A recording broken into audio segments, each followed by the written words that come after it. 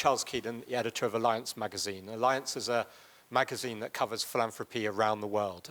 We're based in London, but we publish quarterly, but also daily and weekly online comment and content. And our aim is really to promote an exchange of views amongst philanthropy practitioners around the world to improve the practice, the accountability and the accessibility of philanthropy. And there are some copies of Alliance either in your seats or on the table, which you're very welcome to take.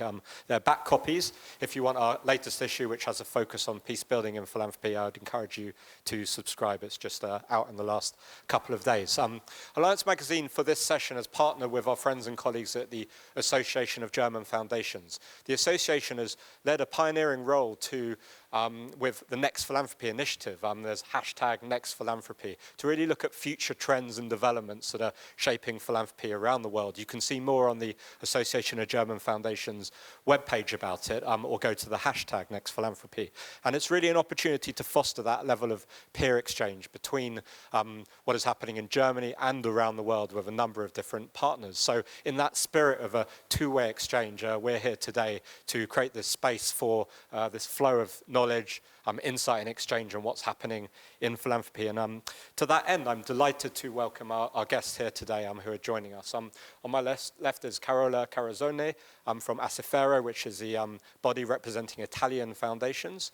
On my near right is Laurence de Nervaux from Fondation de France. And Laurence leads the research arm of Fondation de France. And in recent weeks has also hosted a gathering of European foundations who came to Paris for the annual European Foundation Centre conference. So we'll be able to provide a pan-European perspective. And on my far right over there is Andrew Milner, who's a UK-based colleague, but Andrew is also the author of the Wings study, a quite comprehensive landmark study on the state of philanthropy globally. So what we'll try to do in this session over the next 50 minutes to an hour is to share some views, our guests share some views on what is happening in philanthropy in their countries, based on some observations initially from Andrew about what is happening in what he sees happening from the people he's spoken to about philanthropy around the world, and to bring in German and other international perspectives from you all assembled here to see whether those trends resonate where you are. So it's very much in the spirit of dialogue and exchange that we're here today, and I hope that you will come away with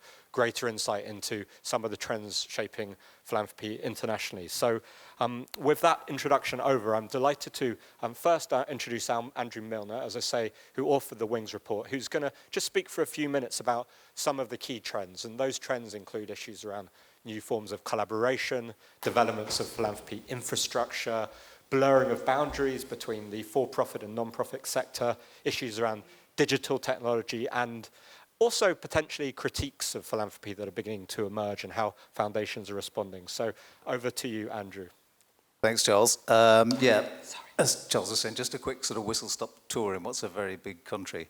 So I wanted to talk about really the theme of sort of growth and change, because much of what I say won't be surprising to anyone here. The first thing to say is that philanthropy around the world is pretty much growing nearly everywhere. There are kind of two or three things behind this. One is sort of growth of personal wealth in some economies. The other one is sort of government encouragement for philanthropy as sort of funds for welfare dry up. And the third is sort of slightly higher profile. Things like sort of Changer par le don in France, the Giving Pledge, and the whole Giving Tuesday movement is giving a slightly higher profile to philanthropy. Also, the way people give is starting to change. We're seeing this both institutionally and individually. There are obvious things like sort of crowdfunding or online giving, which these may be slow changes. Someone in the research said to me that he's never given online, his children sometimes give online, and his great-grandchildren will probably only give online. So it's a generational change. Foundations are changing too. The numbers are growing in very many places as diverse as sort of France and China, but they're also changing the ways they operate too. They're starting to explore, even if not many of them are doing it so far, they're starting to explore ways of using all of their assets rather than just making grants or running programs, whatever it is they do.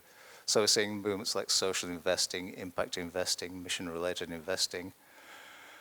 And also, foundations now aren't the only players in town. We're seeing more things like LLCs, limited liability companies, GmbH. The Chan Zuckerberg initiative, for instance, is a good example of that. as is the Omidyar network. And along those lines too, we're also beginning to see, perhaps this is the most important trend of all, the sort of blurring of the line between the for-profit and the non-profit sector. We're seeing more players entering what you might call the social investing space. It's social venture companies, companies with sort of social interests, not just foundations. As I say, they're also deploying more of their assets. And this is a change that's happening all along the spectrum. Funders are doing it, but also implementers are doing it too. So we're seeing more social business, social enterprises, things that have some element of commerce in what they do. That's not good news for everyone. It's relatively easy if what you do kind of can be subject to a sort of business model. But if you're a rights organization or an advocacy organization, you might well catch a cold. So they're coming under pressure. Another reason for them coming under pressure is the fact that governments tend not to like them. There's a bit of a backlash against what we call in English the sort of shrinking space for civil society. I think I've got one statistic for you in this presentation. That's the International Centre for Non-Profit Law registered 98 laws against freedom of association or freedom of assembly in the period 2012 to 2018 when did the research. So that's quite a lot. So while governments do like philanthropy, they like it to go to sort of traditional things like education, healthcare, that sort of thing. They're less keen on things they see as more political. So that's probably the biggest change of all. Let's see where we are. Community philanthropy is growing, partly in response to the fact that people are beginning to sort of move away from the idea of international intermediaries. Local place-based groups. The Kenya Community Development Foundation, for instance, would be a good example in Kenya. It's a broker, it's a trainer, it's a funder. People like them better than they like the sort of international NGOs. And it's as much about sort of trust and relationships as it is about money.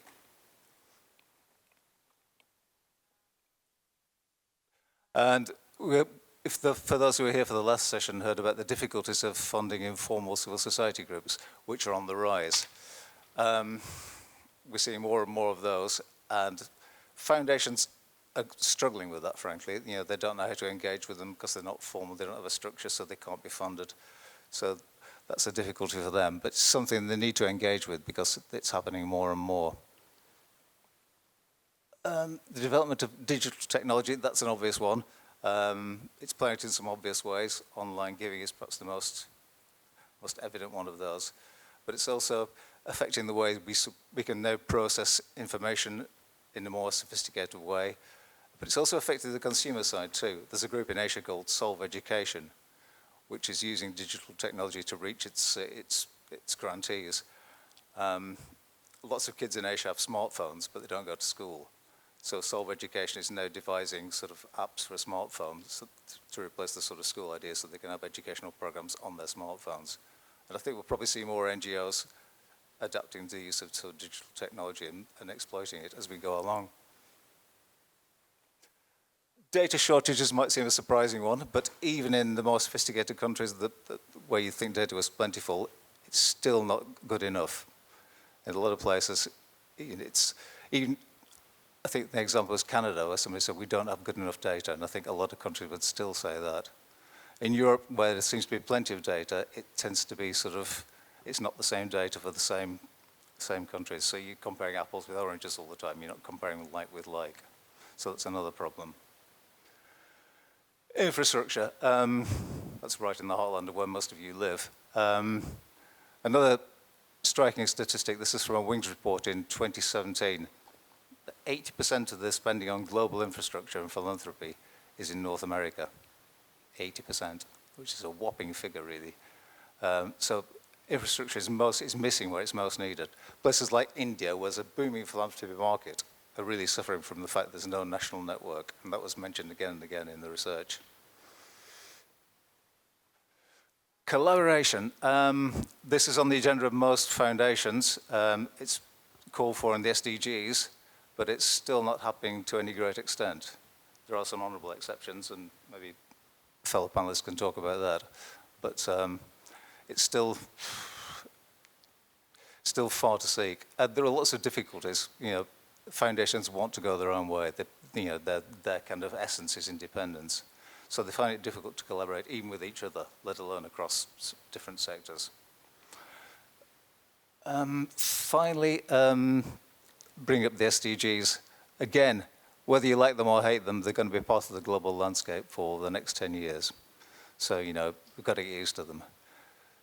Again, there are honourable exceptions where foundations and foundation sectors have taken more account of this than in some places than in others. But by and large, they're still struggling to come to terms with the idea that the SDGs might apply to them or to their country and how to integrate those into their programs. Okay, I think I'm more or less done, except to say I'll just make a couple of quick points if I can, Charles. One is that I did this research, I think it came out in January 2018, so it's already out of date. It's a very dynamic environment, it's moving very fast. The second point that comes out of that is that we actually need good, reliable data more than ever. We might seem to live in an age of information overload. There's a lot of background noise from the internet, from social media, but actually not everything that happens is news. We need some way of cutting through that. So I think we need up-to-date and reliable data, we need clear and accurate reporting, and we need intelligent, objective, and rigorous analysis. Okay, I think I'm done, Charles. Thank you very much, Andrew. Just before I turn to Carola, just thank you for the overview. I just wonder whether you had any just very brief observation about the meaning of philanthropy. Is there a meaning that could be globally applicable? Did you actually find that it's very hard, not just because of the absence of data, but because of, is there a presence of a shared understanding of what philanthropy means based on your research? The short answer is no. That's the long answer too. We might come back to a longer answer later, but with that, I'll turn over to Carola, who will give a perspective from Italy. Do those kind of top-line trends resonate where you are?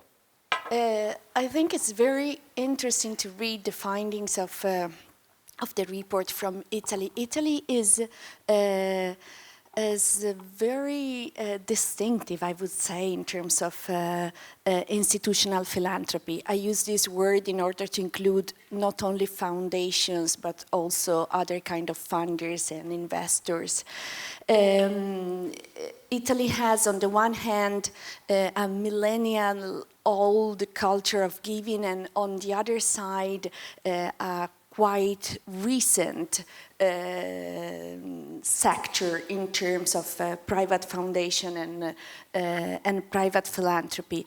As many other countries were with Catholic traditions and rooted Catholic tradition, wealthy family used to give more to the church and to charities than establishing their own foundations, because of course showing off wealthy wasn't maybe something that was not considered appropriate, and there were also other specific context reasons, like, I don't know, mafia security in the 80s and 90s. So in the end, in Italy, really the growing number of family, corporate, and community foundation is all in the last 20 years.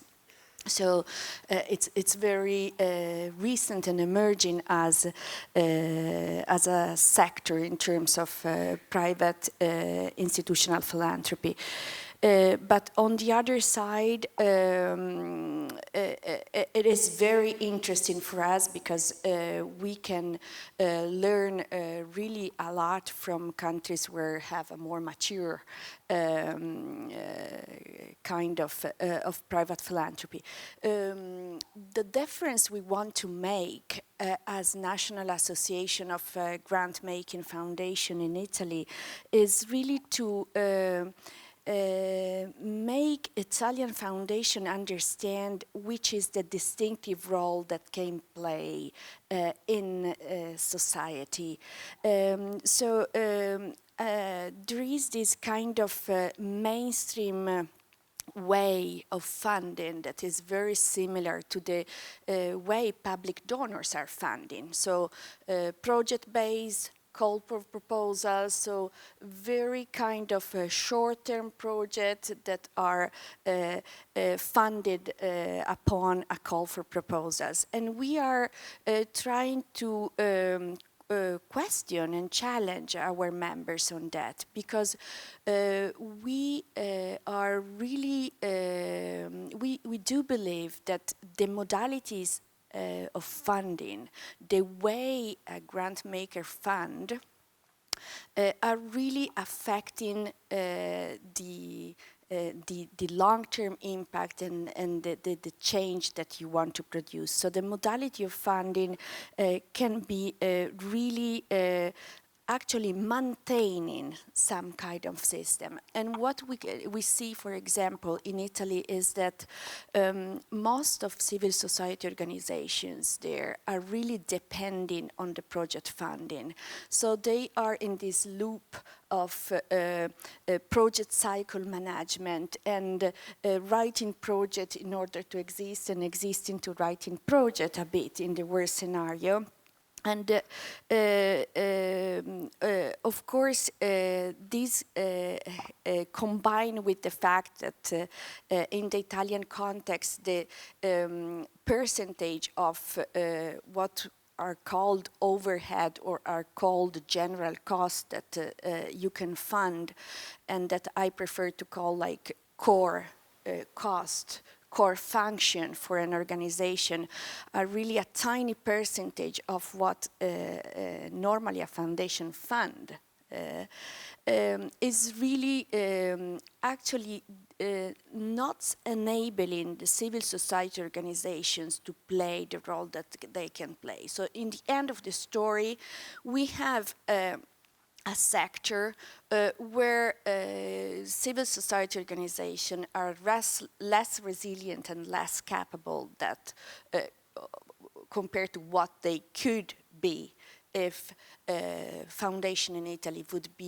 would have more courage and maybe also some more humility.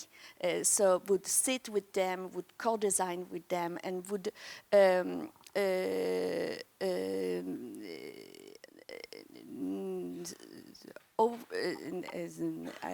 I would say instead of having a linear model of grant making where the grant makers launch the call for proposal, set the priorities, and then distribute the grants, to have models where the funding can be done in a different way, and the core support can play really a different role. So what we are trying to do as a national association is really to show and make Italian foundation understand that they are much more than grant givers, and that they can deploy a different set of resources, so not only financial resources, but much more in terms of human capital, relationship, in terms of unlocking key player, and we have some great examples. I'm thinking, for example, of the Community Foundation of Messina, which on purpose decided not to use call for proposal. It's one of the few examples we have in the country. Not to use only project, but to give this kind of thinking outside of the box and broaden the toolbox that they offer to civil society organization at local level. And for example, how they played a really key role with social enterprises there in order to access to credit, to give some kind of guarantees that then enable social enterprise to really go to banks in a different way. And so many different forms of support that foundation actually can offer to civil society organization, and not only financial. So non-financial, human and intellectual capital as much as financial capital. So, of course, we have also different challenges in terms of building the capacity of the sector, also in terms of professionality. So, actually, when you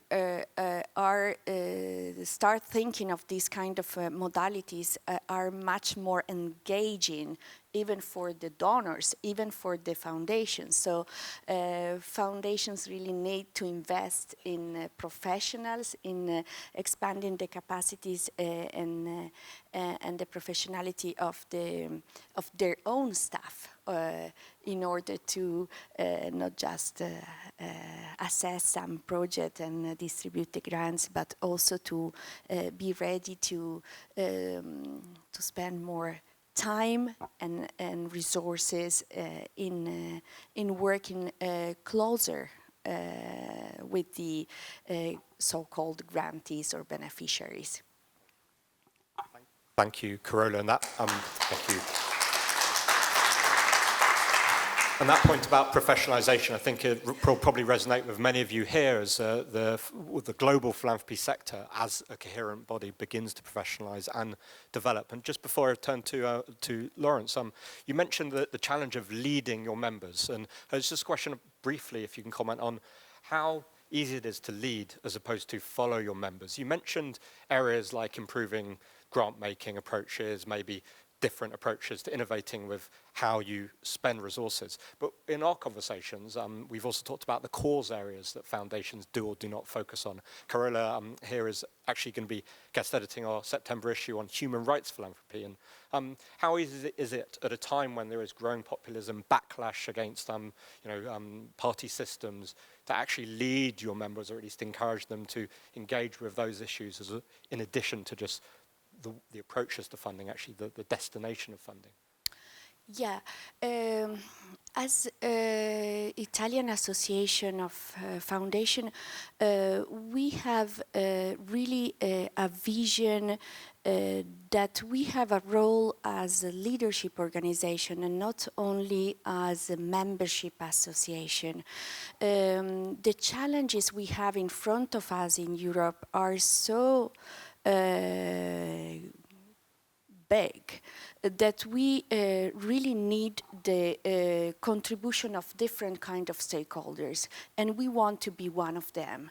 So actually it's not that our members are doing the real philanthropic work and we as national association are doing some network, but we consider that this network weaving is really part of the mission.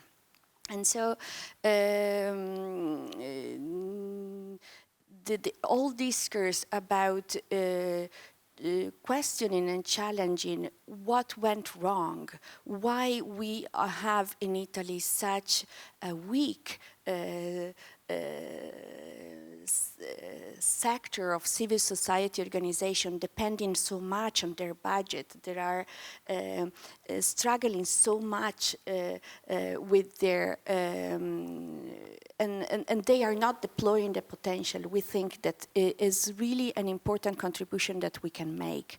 And about human rights in general, for us the idea is not to do a standalone project or promote standalone project on human rights, but really to have clear that the all discourse today about democracy and democratic values and human rights values is really part of our mission as foundation. So if we don't just want to alleviate some social and economic needs, but we want to really boost system change and contribute to build a stronger and more inclusive and cohesive society in Europe, I think really having human rights approach lens to grant making and philanthropy is key. Thank you. be an interesting challenge to see the extent to which Italian foundations rise to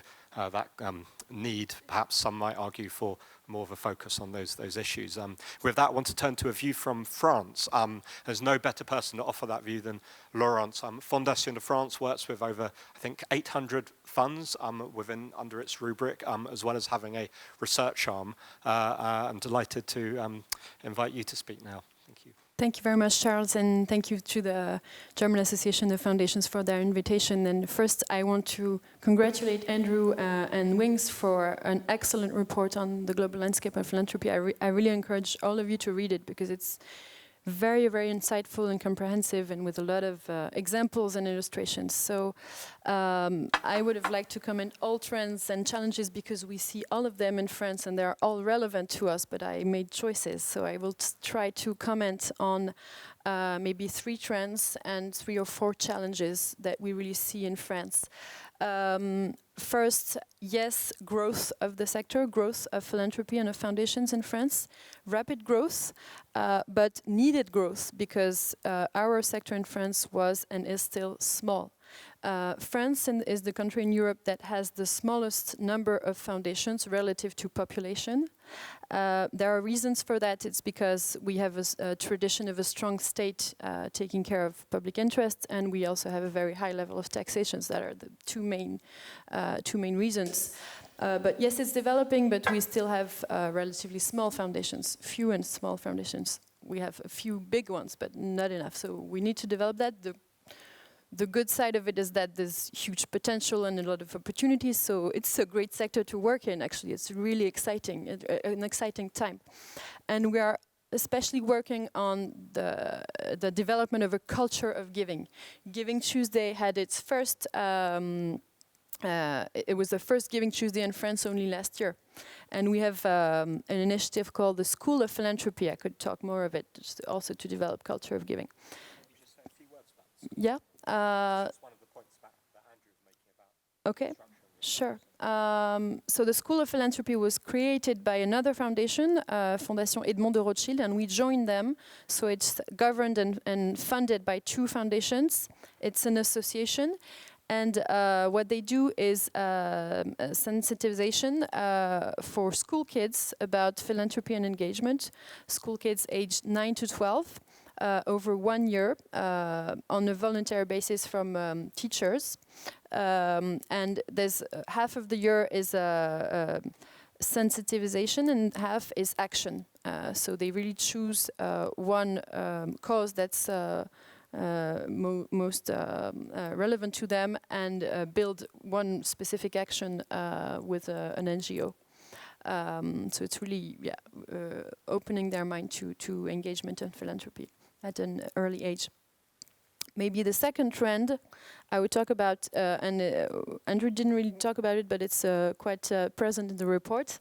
It's the ambivalent attitude towards philanthropy in France and toward giving. We have in France the most favorable tax incentive system in Europe for giving. But at the same time, we have a lot of critiques, quite a lot of cynicism, and the question of the democratic challenge of philanthropy is a rising subject in France. The media's attitude is changing, it's evolving. It was there was a lot of critique in past years. It's changing for the better, I would say. They're gradually coming to understand the role of philanthropy and its added value, but we recently had the episode of the Notre Dame fire. I could talk more about it later, maybe, which was really emblematic of that huge ambivalence we have around philanthropy and giving in France. Third trend is the development of community philanthropy. Yes, important trend in France, but emerging, still small. For maybe one reason, it's the term. Community philanthropy is not easy for us to import in France because when you say communauté in France, it intuitively points either to religious communities or to communitarism, which we are very sensitive about in France. So community philanthropy, community foundations, it was a difficult concept to import. So we talk more about fondation territoriale, with the geographic dimension. But interestingly enough, the term communauté in France, I've noticed, has become used now. Maybe it's developed in the past 2 to 3 years. It's starting to be used in the English sense of community and community work, community philanthropy. So yes, it's really needed and relevant. So we're encouraging also this development. And maybe now coming to the challenges, the blurring line between for and non-profit, yes, huge challenge for the French sector.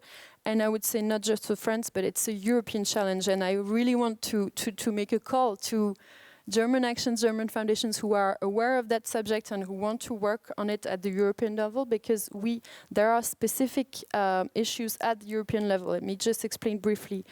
In France, what we see is that philanthropy is no longer able to fund some organizations, as Andrew was explaining, with that have an economic model, partly profitable model, but with a very high social added value, especially, for example, on the subject of employment, which is obviously a key social issue in France now. But philanthropy money is no longer allowed to fund it because they have a profitable model. So the tax deductions is not accessible to them. It is now more and more subjects that need to be addressed at the European level. Why? Because now our fiscal administration addresses this issue through the lens of competition law, which, as you all know, is the major, the reference, I would say, the value of Europe today, perhaps. And with the de minimis rule, little technical there, but for those of you who are interested, really, we are eager to work more with other European countries and foundations to try to make things move at the European level on this issue, because we think it's only the beginning of this wave, and there are so many relevant actors that we are no longer able to fund. So we need to work on that together. Another challenge is, yes, we think a big trend in the report was strategic philanthropy, the development of strategic philanthropy. We think, yes, we need to develop strategic philanthropy, but also while avoiding what we can call the obsession of innovation and impact, right? I won't say much more, but we like maybe at Fondation de France to talk about evaluation process and evaluation culture rather than impact measurement, which sometimes it's, encouraged, as again was mentioned in the report, some short-term vision or transactional philanthropy, which was mentioned. And another challenge is, we could say, to encourage coherence in philanthropy. What I mean by coherence is maybe 3 things. Coherence between upstream and downstream, where the money came from and where it's going. Not necessarily coherence in terms of areas of intervention, but in terms of value and ethics. 2, coherence between business and philanthropy, and the challenge of, again, the blurring line between CSR and corporate philanthropy. And again, coherence between grant making or social mission and investment policies. And I think that coherence is really now a requirement and almost a prerequisite and condition for the social license to operate for philanthropy, which is an expression of the report that I liked. And maybe one last challenge, because you mentioned, Andrew, data, and I discussed this with Max from Daphne just before we started. Yes, huge challenge, and we are producing data for France, but we are very eager also to work more with European partners to have a shared methodology for producing data on foundations and on giving. So yeah, again, a lot of opportunities there. Well, thank you very much, Laurence, for that real, very insightful tour de force of French philanthropy. And I think a lot of trends resonate with me based on what I see in the UK, questions around data, questions around that ambivalence around philanthropy. And I really feel that what your perspectives are doing is offering us a kind of vision of the frontiers of philanthropy, some of the challenges facing the field, and there's no shortage of them. What I'd like to do now is to invite viewpoints from all of you here, questions, perhaps something that resonates with you where you are, particularly for German colleagues here, whether you see some of these trends developing, or simply questions or clarifications you'd like to ask the panelists. If you can just raise your hands, and when I do invite you, just mention your name and any organizational affiliation. Start with a lady in the front, and then go to you in the middle, and then over there. Thank you. My name is Yang No-yoon. I'm a co-founder and executive secretary of the Heinz und Lieselotte Nering Stiftung or Foundation. I'm an economist who used to work for the World Bank and WHO over 20 years. I'd like to give my perspective as a South Korean and who is deeply involved in the NGO sector in America, in Washington, D.C. and America. At the same time, we are giving the money to them. When we started to establish, actually, I'm talking about the German perspective, which is seen by Korean. When we tried to establish NGO, the foundation here, we realized that the main purpose of the foundation, they said, is to leave your name forever. So whatever happens, your name will be there. That's what we have been talking about. So I'm really impressed with all these speakers, input, which seems to be just perfect for our purpose of establishing foundation in Germany. So it's not for the leaving our name for forever with the 10,000 euros or whatever forever. So that was our experience. It was very difficult. Second, you have been talking about in Germany, we realized that when I tried to understand the landscape of the NGOs, or civil service organization, we tried to support only 1 or 3 years funding. Why? Innovation, obsession with innovation. But so it is a problem. I'm not saying America is the best, but it's a different country, different model.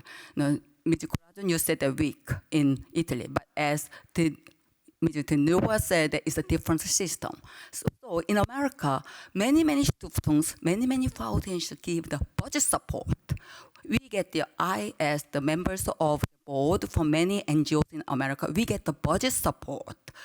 If we turn out successful, we get the budget support from American foundations. When the Nering Stiftung try to give the money to these NGOs, they said that German authorities said that what the Nering Stiftung is gonna do for a particular program. No, so I just want to give this kind of insight to you that this is outsiders' perspective based on the limited experience of only 1 year. Thank you very much. Thank you very much. So some very interesting points around perpetuity, short-term funding that you've experienced, and project funding, which you compare unfavorably to what you've experienced in other countries. Thank you for that perspective. I want to bring in a number of perspectives, and then we'll get some responses back. You, sir, there. It works great. My name is Gabriel Müller from Light for the World. We are active in development cooperation. I really want to join in here, and I would say that the disease of the third sector, or one of the diseases, is projectitis. It's short term. You're creating jobs on two sides, the calls, the proposal writers on the one side, and the one who evaluate them on the other side. And it's just short term, and I'm lucky enough to be in contact with quite meaningful philanthropists who now go a different way. Can you mention who they are? Some of the ones you found really positive? I'm not allowed to name them, but they are from Switzerland. And they're not transparent. They're positive and helpful, but not fully visible or transparent. Exactly, yes. But they put 80 million whatever in a pot and said, within 10 years, we want to spend. And we do our due diligence within our organization or foundation. And as Ms. Carazzone said, it's not overhead, but it's the core functions.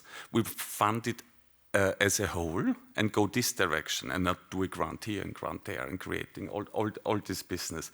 And one thing is missing, maybe you have an idea on that.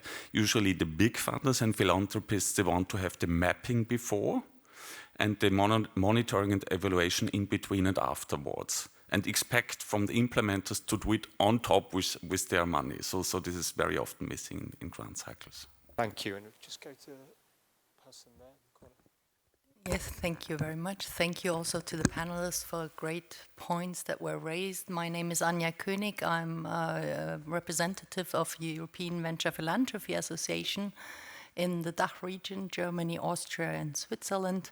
And of course, I have to make this point now about the venture philanthropy being exactly an approach to philanthropy which is long-term, holistic, supporting organizations, the strengthening of impact delivery organizations in a holistic way, and really trying to move away from very isolated short-term project finance.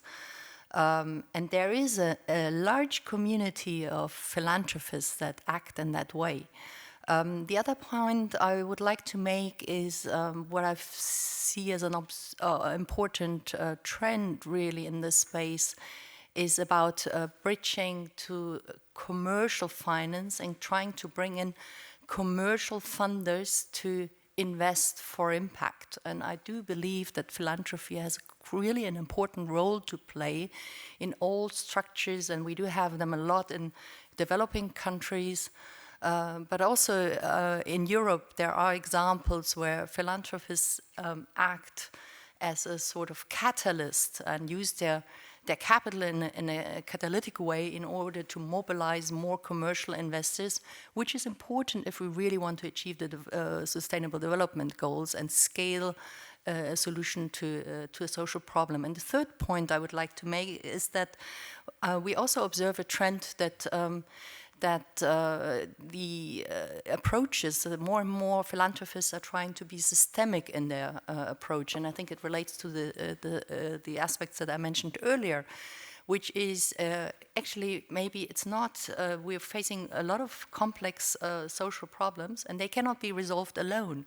So it does require collaboration between different types of funders with different impact, risk, return profiles to come together and really address a social challenge jointly rather than only looking at specific individual projects.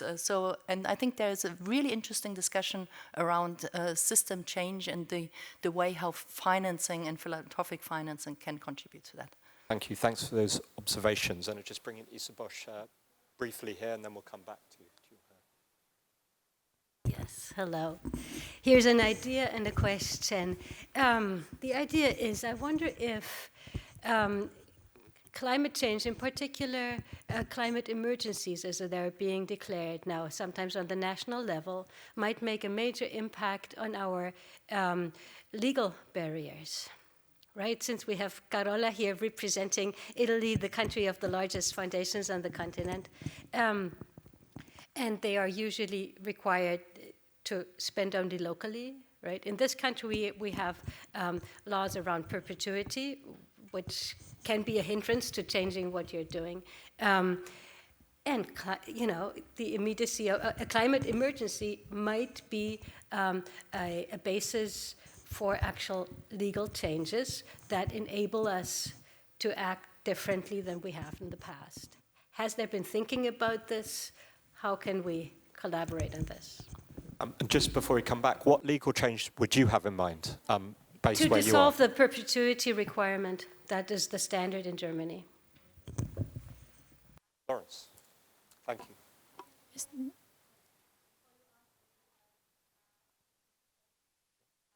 Sorry, Susan Georgievich from the European Laboratory of Molecular Biology. We are by nature a European organization. And just to add to that, there's the second challenge, which is cross-national giving, not just the perpetuity challenge in Germany, but how do we get funders, philanthropists who are interested in moving science, for instance, ahead to be able to give across countries, There are some help works like transnational giving and KBFUS, etc. But this is all because the great quest for the European Foundation has failed so far. So I would like to have your view on that. Thank you. Thank you very much. Very interesting questions. I will pick maybe 3 of your points and comment on them and leave the others to my co-panelists. First point made by you in the front. Foundation's first objective is to leave your name forever.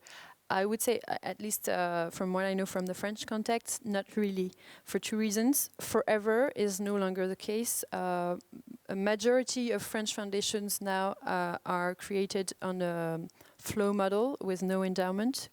And even those created with an endowment, most of them is consumable endowment, so they have a time horizon that's relatively short, or at least limited. And leave your name, also in France, not that much the case, even though there are different situations, but that's linked to the ambivalence of the perception of philanthropy. French philanthropists are rather shy about speaking out and about putting their name forward, even though some of them do it again. But so I don't think that trend that much in France. Coming to another point from the EVPA representative, maybe I'm going to be a little bit controversial, but I guess that's what we expect and what we like. And I just want to say that we are an EVPA member, so we support EVPA and we are, close friends. But just the comment I want to make is that, of course, venture philanthropy is one relevant model and approach. But we think, and what we see in France, is that it cannot be the ultimate horizon for all the sector and for all philanthropy. And there are maybe three points. One thing is that I think in the past years, the discourse of venture philanthropy has been, I think, two-sided. There's venture philanthropy and there's old school traditional philanthropy that does just benevolence and old school charity. No, that's not true. And especially on one aspect on which we think it cannot be the only way to do philanthropy. One dimension of venture philanthropy is the idea of choosing a small number of organizations that will support with a very broad range of tools and on the long term. That's one approach. That's a very relevant approach in some cases for some type of funders and on some areas, but not the only one and not always relevant, right? And especially at Fondation de France, on many issues, we, on the contrary, we like to take the approach of funding many small organizations. It's what we call saturation de l'écosystème, like saturation would be... yeah, saturation, thank you, of the ecosystem, transparent words. Just to try to get the whole ecosystem to maybe take one step up rather than have selecting champions. But that's two complementary approaches,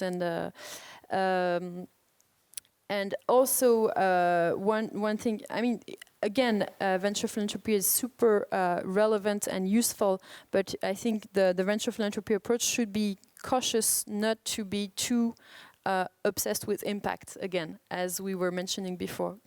Of course, impact is a key challenge and dimension of our work.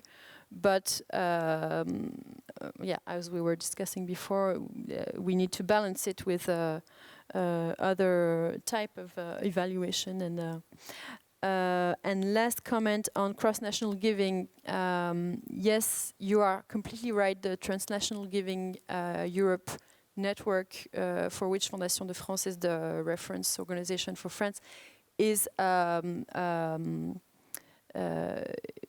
just, how can I say, second best after the failure of European cross-border foundation statute. Sorry, thank you.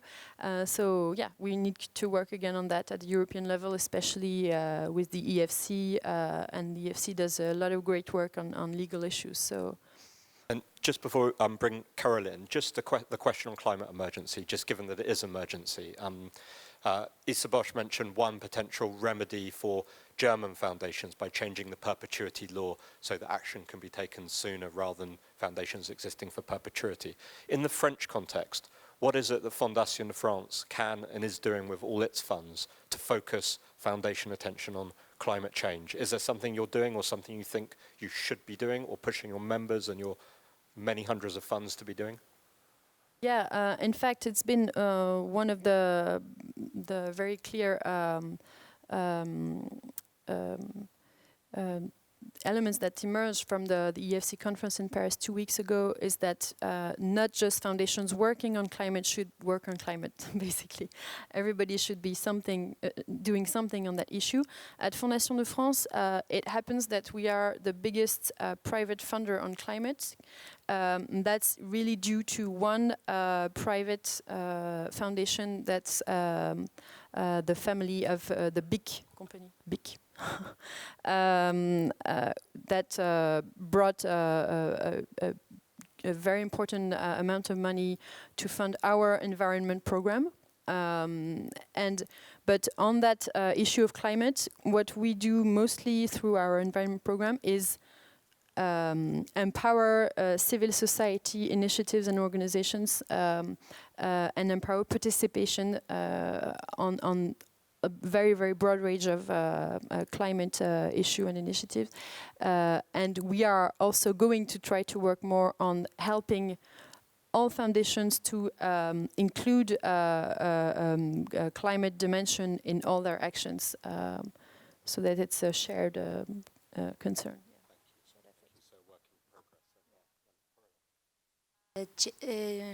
Following up on Ise's comment about if climate emergency, climate crisis, as the Guardian suggested to change and from climate change to climate emergency a few days ago. Of course, at least in Italy and with the big endowed foundation, the Bank in Origin Foundation, they are young because they were established 20 years ago, 1999. So very young in terms of even of Europe, but somehow old or conservative, very conservative in the way, so very linked to a specific community, a specific territory, and so on. The world has changed in these 20 years. So we have in front of us challenges, and climate is of course the number one, but we have democracy and so many challenges that we can face only in a very a collaborative and intersectional, interdisciplinary way.